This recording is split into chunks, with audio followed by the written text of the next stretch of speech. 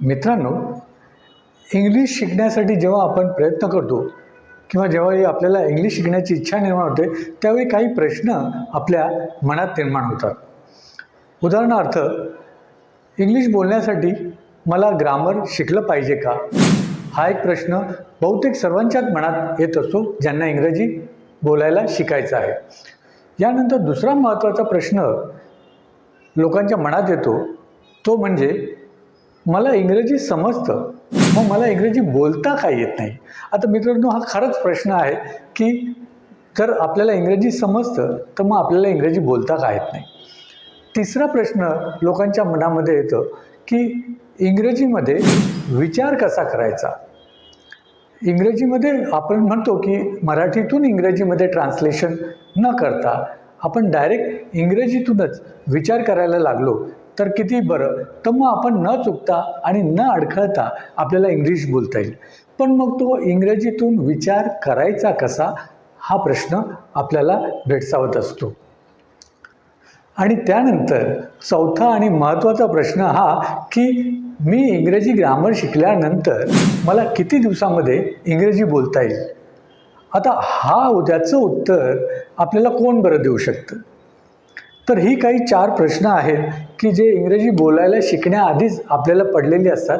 त्यामुळे काही वेळेला असं होतं की आपण इंग्रजी शिकण्याचं पाऊलही टाकायचं राहून जातं. मित्रांनो, जर हे प्रश्न तुम्हाला पडत असतील तर हा व्हिडिओ तुमच्यासाठी आहे असं समजा. आणि हे चॅनल मी या प्रश्नांची उत्तरं देण्यासाठी आणि इंग्रजी शिकवण्यासाठी सुरू करत आहे. नमस्कार मित्रांनो, मी संजय हिरे. मी हिरे इंग्लिश स्पीकिंग अकॅडमीचा संचालक आहे आणि आम्ही इंग्लिश स्पीकिंगचे कोर्स कंडक्ट करतो. तर हे जे चॅनल सुरू केलेलं आहे, हिरे इंग्लिश स्पीकिंग अकॅडमी, या चॅनलमध्ये तुमचं स्वागत. मित्रांनो, येणाऱ्या काही व्हिडिओजमध्ये मी या 4 महत्त्वाच्या प्रश्नांवर तुम्हाला उत्तर समजावून देण्याचा प्रयत्न करणार आहे. तर आजचा हा व्हिडिओ आहे तो मी या विषयावर आपण बनवणार आहोत, या विषयावर चर्चा करणार आहोत की इंग्रजी बोलता येण्यासाठी आपण इंग्रजी ग्रामर शिकायला पाहिजे की नको. तर मित्रांनो, कसं आहे की इंग्रजी ग्रामर म्हटलं की आपल्याला लगेच भीती वाटते. इंग्रजी ग्रामर शिकायचं आणि मग त्यानंतर इंग्रजी शिकायचं म्हणजे ते आपल्याला फार क्लिष्ट वाटतं. आणि मग त्यासाठी आपण एक ना अनेक मुद्दे देत असतो. जसं की लहान मुलांना जे इंग्रजी माध्यमातून शाळेत जातात, nursery, junior KG, senior KG, अशी मुलं बिनदिक्कतपणे इंग्रजी बोलतात. मग त्यांना कुठे पूर्णपणे ग्रामर शिकवलेलं असतं, मग ते कसं बोलू शकतात? ते बोलतात तर मग आपण मोठी माणसं इंग्रजी ग्रामर न शिकता का नाही बोलू शकत? तर हा मुद्दा अगदी बरोबर आहे. परंतु मोठी माणसं लहान मुलांप्रमाणे इंग्रजी का बोलू शकत नाही ग्रामरशिवाय, व्याकरण शिकल्याशिवाय? हे पहिलं आधी आपण समजून घ्यायला हवं. बघा मित्रांनो, कसं आहे की लहान मुलं ही अगदी लहान वयात 2.5-3 वर्षापासून शाळेत जायला लागतात. म्हणजे त्यांचं प्ले ग्रुप सुरू होतं, नर्सरी सुरू होतं, त्यानंतर ज्युनियर KG, सिनियर KG. त्यांच्या मेंदूमध्ये, लहान मुलांच्या मेंदूमध्ये कोणतीही भाषा ही पूर्णपणे विकसित झालेली नसते. मग ती हिंदी असो, मराठी असो किंवा आणखी कोणती इतरही मातृभाषा असली, परंतु ती पूर्णपणे विकसित झालेली नसते. त्यामुळे ते त्यांची मातृभाषासुद्धा चुकतच शिकत असतात.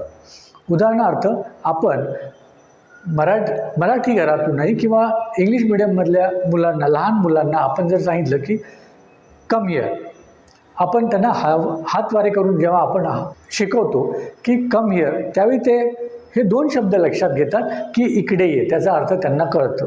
आणि ज्यावेळी आपण त्यांना असं म्हणतो की डोंट गो देअर, हा जो साऊंड आहे, हा जो आवाज आहे आणि त्यातून केलेली कृती जी आहे, या कृतीची सांगड घालून ते अर्थ काढतात की डोंट गो देअर मीन्स तिकडे जाऊ नकोस. आणि अशा पद्धतीने ते भाषा शिकतात, मराठी असो वा इंग्रजी. त्यावेळी फक्त ते साऊंड लक्षात ठेवतात आणि तो साऊंड पुन्हा जसेच्या तसं आपल्याला बोलून दाखवतात. म्हणजे आपल्याला वाटतं की ते इंग्रजी बोलायला लागले. आता मोठ्या माणसांच्या बाबतीमध्ये काय होतं की मोठी माणसं ही त्यांना थोडंफार इंग्रजी येत जरी असलं तरी ते बोलण्यासाठी संकोच करतात. त्यामुळे काय होतं की आपण इंग्लिश बोलण्याऐवजी आपण मराठी किंवा आपल्या मातृभाषेकडे बोलण्याकडे आपला कल वाढतो. काही लोकांना असं वाटतं की रेडीमेड वाक्य, दररोजच्या वापरातली, रोजच्या जीवनातली रेडीमेड वाक्य जर आपण काही आत्मसात केली किंवा वाचून ठेवली, पाठांतर केली, तर ती वाक्य आपण दिवसभरामध्ये वापरून आपण हळूहळू इंग्लिश बोलायला सुरुवात करू शकतो. हाही प्रयोग चांगला आहे, परंतु त्यासाठी आपण जी वाक्य लक्षात ठेवलेली आहे, जी वाक्य पाठ केलेली आहे, ती वाक्य बोलण्यासाठी ती संधी आली पाहिजे. त्या संधीची वाट पाहावी लागते आणि मग त्यावेळेला जेव्हा प्रत्यक्ष ते वाक्य बोलण्याची गरज असते त्यावेळी ते वाक्य आपल्याला आठवलं तर उत्तम, पण जर आठवलंच नाही तर मग आपलं भंबेरी उडते आणि मग आपण ते वाक्य आठवण्याऐवजी आपण आपल्या मातृभाषेतच बोलून टाकतो.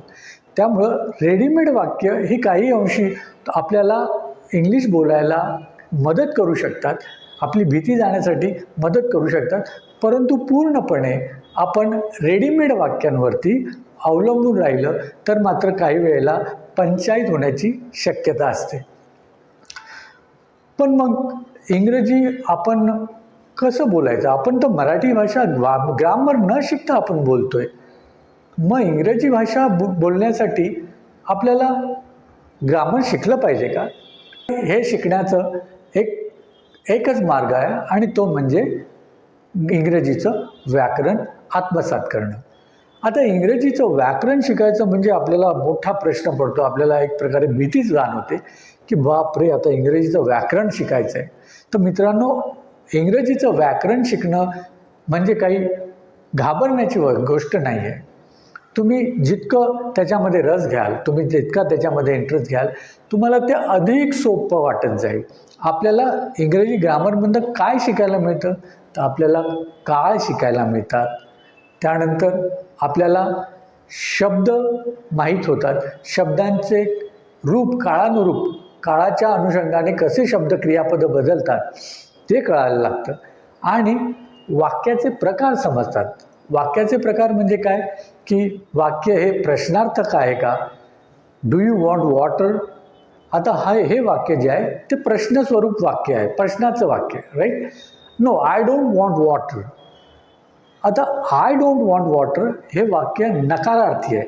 तर या वाक्यांमध्ये आलेले शब्द जवळजवळ सारखे आहेत, एखाद दुसरा शब्द बदलला तर प्रश्नार्थक वाक्य डू यू वॉन्ट वॉटर?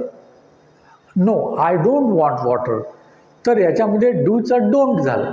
तर नकारार्थी वाक्य, प्रश्नार्थक वाक्य किंवा जर तरची वाक्य म्हणजे जर मला वेळ मिळाला तर मी येईल, जर माझ्याकडे वेळ असेल तर मी येईल. If I have time I will sure come, I will definitely come if I have time.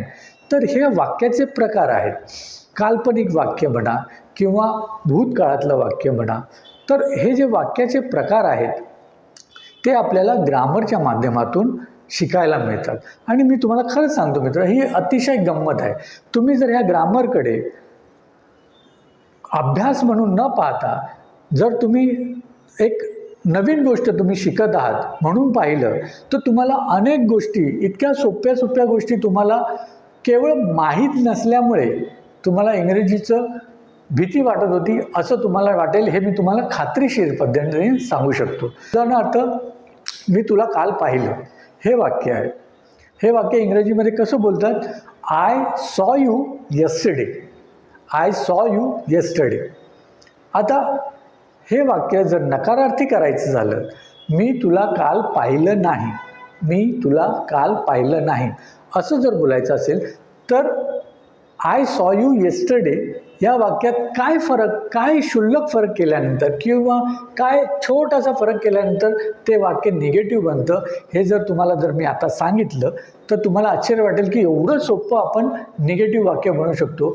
I saw you yesterday याचं निगेटिव्ह वाक्य मी तुला काल पाहिलं नाही हे सांगायचं असेल तर आपण I did not see you yesterday एवढंच आपल्याला बोलायचं आहे. I did not see you yesterday. तर सॉचं सी झालं. सॉ हे दुसरं रूप आहे की या पदाचं, पण नकारार्थीमध्ये ते सी झालं, SEE. मग पास्ट टेन्स कशाने झालं तर डिड नॉटने ते वाक्य पास्ट टेन्स झालं. आता हे क्षुल्लक फरक आहे. क्षुल्लक म्हणजे चेंज, हा जो बदल आहे अतिशय छोटा आहे, पण जर तो माहीत नसेल तर मग मी तुला काल पाहिलं नाही हे वाक्य कसं बोलाल. अतिशय सोपी बाब आहे. ज्यावेळी मी हे विद्यार्थ्यांना क्लासमध्ये सांगतो की हे वाक्य असं निगेटिव्ह बनतं तर त्यांना असं वाटतं की किती सोपं आहे, पण हे आम्हाला माहीत नव्हतं. तर मित्रांनो, ग्रामर शिकण्यामध्ये एक मजा आहे, पण ती शिस्तबद्ध पद्धतीने आणि छोटी छोटी पावलं उचलत तुम्ही ते शिकलं पाहिजे. जर आपण कुठल्या धावण्याच्या शर्यतीत उतरणार असू, जर धावण्याची कॉलेजमध्ये शाळेमध्ये शर्यत असते, कॉम्पिटिशन असतात, त्याच्यामध्ये धावण्याच्या शर्यतीत जर आपण उतरणार असू आणि जर आपण धावण्याचा सराव न करता डायरेक्ट शर्यतीमध्येच उतरलो तर आपल्याला ती शर्यत एकतर पूर्ण करता येणार नाहीच, आणि जर आलीच तर मनामध्ये आधीच आपल्या असतं की आपण सराव केलेला नाही आणि त्यामुळे तो आत्मविश्वास डगमगतो. तसंच भाषेमध्ये आहे. जर तुम्ही ग्रामर शिकलात तर तुम्हाला तो एक आत्मविश्वास मिळतो की नाही, मला पास्ट टेन्सचं वाक्य माहीत आहे कसं बोलायचं, पास्ट टेन्समध्ये नकारार्थी कसं वाक्य बनायचं आहे हे मला माहीत आहे, फ्युचर टेन्समध्ये नकारार्थी वाक्य कसं बोललं जातं हे मला माहीत आहे. हे जेव्हा तुम्हाला आत्मसात झालेलं असतं, माहीत झालेलं असतं, तर तेव्हा तुम्ही आत्मविश्वासाने बोलता. आणि म्हणून ग्रामर शिकलं पाहिजे असा माझा स्वतःचा अनुभव आहे. यावरती मित्रांनो, तुम्हाला माझा हा व्हिडिओ आवडला असेल, मी याच्यामध्ये व्यक्त केलेले विचार आणि ग्रामर शिकणं का गरजेचं आहे यासाठी जे काही मुद्दे मांडलेत हे जर तुम्हाला पटले असतील आणि पुढच्या प्रश्नांबद्दल जर तुम्हाला जाणून घ्यायचं असेल तर मला नक्की कमेंट सेक्शनमध्ये तुम्ही तुमचं मत लिहून पाठवा. मी तुम्हाला लवकरात लवकर पुढच्या प्रश्नावरचा व्हिडिओ बनवेल. उदाहरणार्थ की इंग्रजी मला किती दिवसानंतर बोलायला येईल, जर मी ग्रामर शिकलो तर इंग्रजी किती दिवसानंतर बोलायला येईल हे याच्यावरती मी सेपरेट व्हिडिओ बनवणार आहे. त्यानंतर इंग्रजीत विचार कसा करायचा यावरती, या विषयावर, या प्रश्नावरही मी चर्चा करून त्यावरती वेगळा व्हिडिओ बनवणार आहे.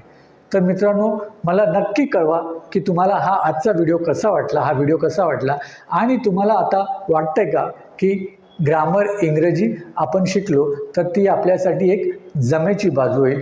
हे तुम्हाला याबद्दल काय वाटतं हे जरूर मला कळवा, आणि लवकरच मी तुम्हाला पुढचा व्हिडिओ घेऊन येणार आहे. ओके. सो मित्रांनो, स्वतःची काळजी घ्या, आणि हो, जर इंग्रजी शिकण्याचा जर तुम्ही विचार करत असाल तर नक्कीच माझं चॅनल सबस्क्राईब करा, कारण की ह्या काही व्हिडिओजनंतर मी प्रत्यक्ष इंग्रजी शिकवायला सुरुवात करणार आहे. पण तत्पूर्वी तुमची मनाची तयारी करण्यासाठी, तुम्हाला इंग्रजी शिकायचं म्हणजे काय शिकायचं हे दाखवून देण्यासाठी, तुमचा आत्मविश्वास तयार करण्यासाठी हे काही सुरुवातीचे व्हिडिओज मी बनवत आहे. तर तुम्ही निश्चितपणे ते व्हिडिओ पहा, आणि जर तुम्हाला माझे विचार आवडले तर मग तुम्ही माझ्या चॅनलमार्फत इंग्रजी बोलायला शिकू शकता. हे पहा, ग्रामर शिकणं म्हणजेच इंग्रजी येणं असं नाही, तर त्यामध्ये अनेक पद्धतीने तुम्ही तुमच्या इंग्रजी शिकण्याच्या कक्षा वाढवू शकता. तर ते मी तुम्हाला येणाऱ्या व्हिडिओजमध्ये सांगणारच आहे. तर आजच्या पुरतं मित्रांनो एवढंच. आपण पुन्हा लवकरच भेटणार आहोत. Good bye and see you.